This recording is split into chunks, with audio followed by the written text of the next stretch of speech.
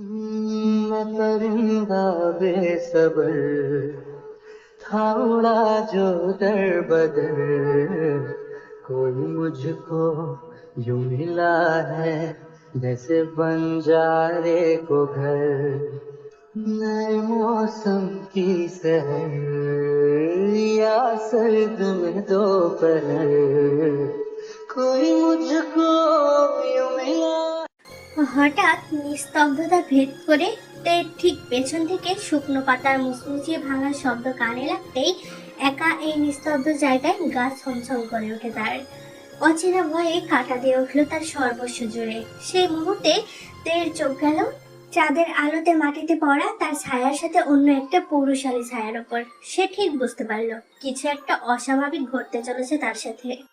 Jungkook তো তাকে ওপরেই থাকতে বলেছিল, কিন্তু সে নিজের থেকে আগ বাড়িয়ে একা এই নীরব জায়গায় দাঁড়িয়ে পড়েছে।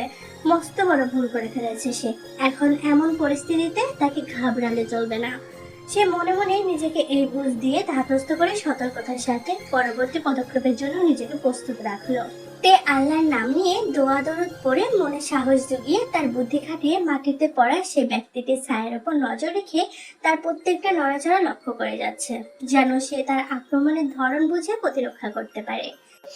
যে ব্যক্তিটি পেছন থেকে তের মুখে রুমাল চেপে ধরতে যাবে তার আগেই তে ঘুরে তার হাঁটু বরাবর পা দিয়ে লাথি মেরে আঘাত করলো, সাথে গলার মাঝ বরাবর একটা ঘুষি মেরে দিল। ফলে কিছুক্ষণের জন্য লোকটা শ্বাস প্রশ্বাস গলায় আটকে গেল, সাথে হাঁটুতে ব্যথা পেয়ে লোকটা মাটিতে লুটিয়ে পড়লো। সেই সুযোগে সময় নষ্ট না করে পুনরায় তার হাত মুষ্টিবদ্ধ করে ব্যক্তিটির চোয়ালের পাশে আর চোয়ালের নিচের একটা শক্তপোক্ত ঘুষি বসিয়ে দেয়।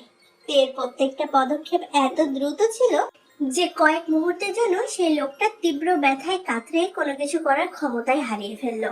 লোকটা মাটিতে পড়ে কাতরানোর সময় চাঁদের আবছা আলোতে তে তার মুখ স্পষ্ট দেখতে পেল।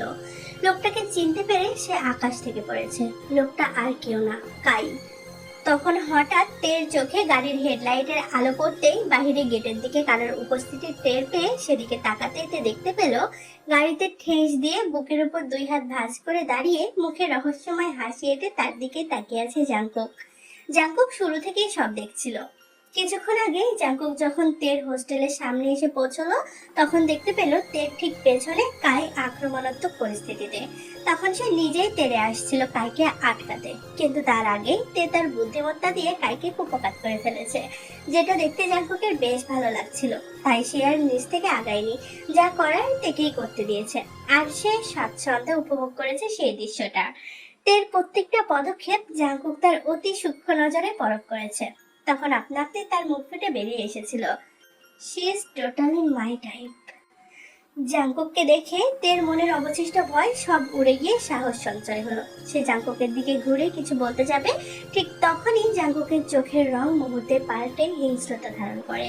জাংকুক তার কোমরের দিকে শার্টের কিছুটা অংশ উঁচিয়ে প্যান্টের গুজে রাখা রিভলভার বের করে তের বরাবর তাক করে। তেকে মুখে বলে, ডোন্ট মুভ। মুহূর্তেই পরপর দুইবার গুলি ছোড়ার বিকট আওয়াজে চারিপাশ স্তব্ধ হয়ে গেল। ঘটনার প্রেক্ষিতে তে তার চোখ বড় বড় করে পেছনের দিকে তাকিয়ে দেখলো কায়ের ডান হাতে আর পায়ে গুলিবিদ্ধ হয়ে লুটিয়ে পড়ে আছে। সম্ভবত কায়ের কাছে পড়ে থাকা একটা গাছের ডাল তুলে তেকে পেছন থেকে আঘাত করতে চেয়েছিল। ঠিক তখনই জাংকুক তার রিভলভার দিয়ে সূক্ষ্ম নিশানা শুট করে কাইকে আহত করেছে, যে গুলিটা তে ঠিক পাশ ঘেঁষে গিয়ে কাইকে বিদ্ধ করেছে। ঘটনার প্রেক্ষিতে তে আতঙ্ক নিয়ে জাংকুকের দিকে তাকাতেই জাংকুককে তার সামনে পেল। তখন তের অনেকটা জোর করে মুখ থেকে বের করে, আপনি এটা কি করলেন? যদি পুলিশ কেস হয়? Do you think I care? ওনার অনেক রক্তক্ষরণ হচ্ছে, প্রাথমিক চিকিৎসার প্রয়োজন, না হলে তো মারা যাবেন উনি। একে নিয়ে তোরা তো কিসের চিন্তা? ভুলে গেছিস একটু আগেই যে ও তোকে মারতে চেয়েছিল? উনি জানোয়ার হলে কি আমাকেও হতে বলছেন? এত বেপরোয়া কেন আপনি? এর কিছু হলে তো আপনাকেও পুলিশ ধরবে। আমি এক্ষুনি 911-এ কল করছি, না হলে আপনি বড় কিছু ঘটিয়ে ফেলবেন। আপনার ভরসা নেই। কথাটা বলে তে জাংকুককে পরোয়া না করে দ্রুত যুক্তরাজ্যের জরুরি ব্যবস্থায় কল লাগালো। ওপাশ থেকে কল তুলতেই তে তাদের পরিস্থিতির কথা জানিয়ে সাহায্য চাইলো। কিছুক্ষণের ব্যবধানে পুলিশ ফোর্স এসে হাজির হলো সেখানে। কাইকে এমন অবস্থায় পড়ে থাকতে দেখে একজন পুলিশ জাংকুককে চিনতে পেরে কাছে এগিয়ে গিয়ে সম্মান জানিয়ে জানতে চায়, sir, have you done this? Do you have license for this?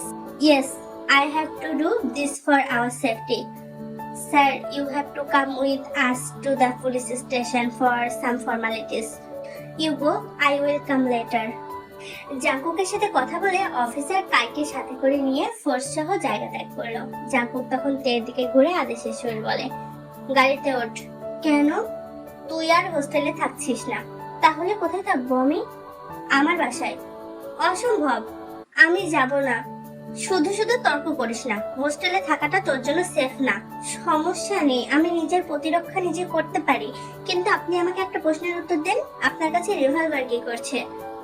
আমিও নিজের প্রতিরক্ষা নিজে করতে পছন্দ করি, তাই বডিগার্ডদের উপর নির্ভরশীল না থেকে নিজেই প্রস্তুত থাকি, তাই রিভলভার রাখি সাথে। এত দক্ষ হাতে চালাতে জানেন কি করে? এসবে আমি ওয়েল ট্রেন্ড। এতই যখন রিস্কের উপর থাকেন, তাহলে এই প্রফেশন ছেড়ে দিচ্ছেন না কেন? জীবনের থেকে কি আপনার কাছে এই প্রফেশনের মূল্য বেশি? মিউজিক ইজ মাই প্যাশন, তাই ছাড়ছি না। এবার তুই বল, এই ব্লাডিটা এখানে কেন এসেছিল? কি সমস্যা ছিল ওর সাথে তোর? উনি অনেকদিন যাবত আমার পিছু লেগেছিল। কেন লেগেছিল জানি না, কিন্তু যতদূর জানি উনি চারিত্রিক দিক থেকে ভালো লোক নয়। ভার্সিটিতে অনেক মেয়েদের সাথে উনি অদ্ভুত আচরণ করেন। যথেষ্ট প্রমাণের অভাবে আমি ওনার নামে কমপ্লেইন করতে পারিনি। কি? তুই এটা আমাকে এখন বলছিস? বাই এনি চান্স ও কি তোর সাথে খারাপ কিছু করার চেষ্টা করেছে কখনো?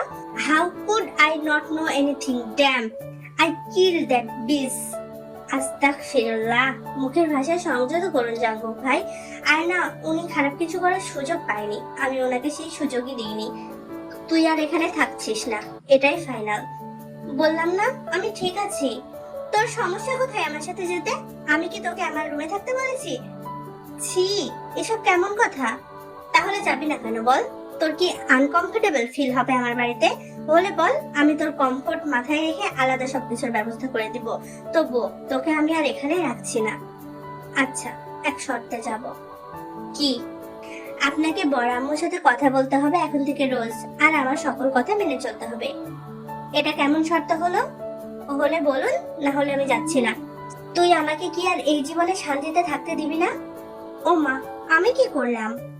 এবার তের সাথে না পেরে জাঙ্কুক হাত জোর করার ভঙ্গিতে বলে, কিছু না ম্যাম, চলুন এবার গাড়িতে উঠে আমাকে উদ্ধার করুন। তে জাঙ্কুকের অবস্থা দেখে খিলখিল করে হেসে ফেলে। হোস্টেলের ভেতরের দিকে হাঁটা দিল। তা দেখে এবার জাঙ্কুক বেজায় বিরক্ত। ওইদিকে কই যাস তুই? হোস্টেলের রুমে কিছু প্রয়োজনীয় জিনিসপত্র আছে আমার, সেগুলো আনতে যাচ্ছি, অপেক্ষা করুন।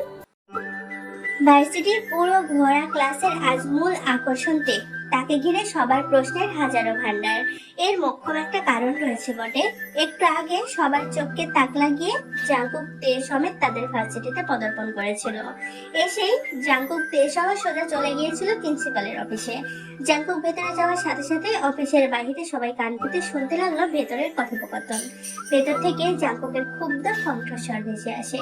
সে কায়ের নামে কমপ্লেইন করে যাচ্ছিল প্রিন্সিপালের কাছে। সাথে এটাও বলেছে, যদি এখান থেকে এই মুহূর্তে কাইকে বহিষ্কার করা না হয়, তাহলে সে তেকে আর এই ভার্সিটিতে রাখবে না। একে তো জাঙ্কুক এই ভার্সিটির প্রাক্তন ছাত্র, আর একজন ব্রাইট স্টুডেন্ট থাকায় জাঙ্কুকের প্রতি এই ভার্সিটির প্রিন্সিপালের রয়েছে অন্যরকম দুর্বলতা। সে জাঙ্কুকের এক কথায় কাইকে বহিষ্কার করে দিয়েছে। সে জাঙ্কুকের আস্থা করে বলেছে তেকে নিয়ে আর কোনো চিন্তা না করতে। ভার্সিটিতে থাকাকালীন সে নিজে তের নিরাপত্তার দায়িত্ব নেবেন, যেন এমন ঘটনা পুনরাবৃত্তি না হয়। তিনি যদি আগে থেকে জানতেন যে তে তার কাজিন সিস্টার হয়, তাহলে তার প্রতি শুরু থেকেই সতর্ক থাকতেন। জাঙ্কুক প্রিন্সিপালের সাথে তার কথা শেষ করে সেখান থেকে বেরিয়ে এসে তেকে উদ্দেশ্য করে বলে, তার ক্লাস ছুটির পরপরই তাকে নেওয়ার জন্য তার গাড়ি উপস্থিত থাকবে ভার্সিটির বাইরে। আপাতত তেকে ক্লাসে যেতে বলে সে আর কোনো দিকে না তাকিয়ে নিজের গাড়িতে উঠে বসে।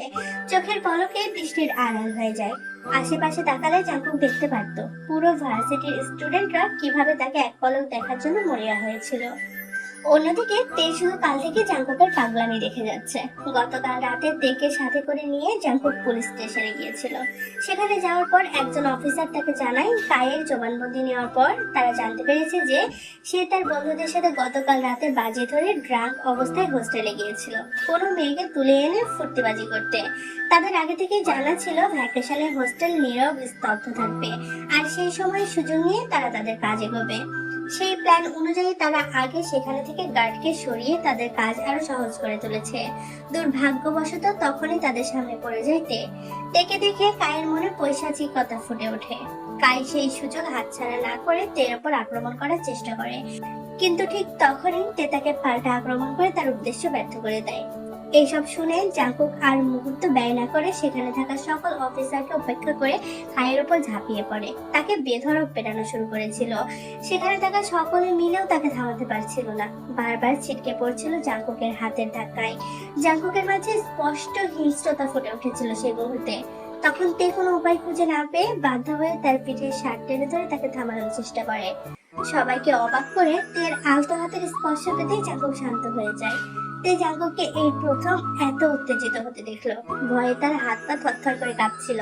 অতঃপর জাঙ্কুক সেটা বুঝতে পেরে নিজের নাক সংবরণ করে নিজেকে সংযত রাখার চেষ্টায় একটা দীর্ঘশ্বাস টানে।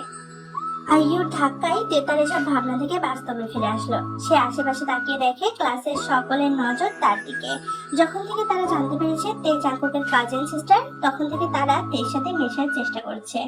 তে তাতে অনেক অপ্রস্তুত লাগছে। তখন আইয়ু বলে, কি রে তে, এত কি ভাবছিস? সেই কখন থেকে ডাকছে তোকে। কই শুনিনি তো। শুনবি কি করে? আছিস তো অন্য খেয়ালে। বলি, কোন খেয়ালে আছিস? যদি আমাকে একটু বলতিস। তে গোমরা মুখ করে বলে, তেমন কিছু না। প্রসঙ্গ পাল্টায় আইয়ু। তবে আজ জাঙ্কুক ভাইয়া ভালোই করেছে। ওই প্রফেসরের নামে বিচার দিয়ে ওকে বহিষ্কার করিয়ে। লোকটা অনেক বার বেড়েছিল। ও তোর কোনো ক্ষতি করেনি তো? তুই ঠিক আছিস তো? হ্যাঁ রে বাবা, আমি সম্পূর্ণ ঠিক আছি। আল্লাহর রহমতে সে আমার কোনো ক্ষতি করতে পারেনি। যাক, আলহামদুলিল্লাহ। আমি থাকলে দিতাম বেটাকে কয়েক ঘা বসিয়ে। শালার সাহস করতে বড়, আমার বান্ধবীর উপর নজর দেয়। ওকে কয়েকটা কিলঘুষি না মারলে আমার মন ভরছে না। হয়েছে, এখন বাদ দে সেসব কথা। যা চলে গেছে তা চলে গেছে। বর্তমানের কথা ভাব। আয়ু উদাস হয়ে বলে, বর্তমানের কথা ভাবতে বললে একটা কথাই মাথায় আসে রে। কি সেটা? আয়ু কাঁদো কাঁদো মুখ করে বলে, আমার বিয়ের কথা। তের মাথায় হাত। উফ, তুই আর শুধরালি না আয়ু। এমা, আমি কি ভুল কিছু বললাম? আমার বিয়ের বয়স হয়েছে, বিয়ের কথা ভাববো না বল? হ্যাঁ বুঝেছি, আন্টিকে বলে তোর জন্য একটা বিয়ের ব্যবস্থা করতে হবে তাহলে। হ্যাঁ হ্যাঁ, তাই কর। আয়ুর কথার ভঙ্গিতে তে হেসে ফেললো। সেটা দেখে আয়ুও হেসে ওঠে। এরপর ওরা দুজনে একসাথে খিলখিল করে হাসে।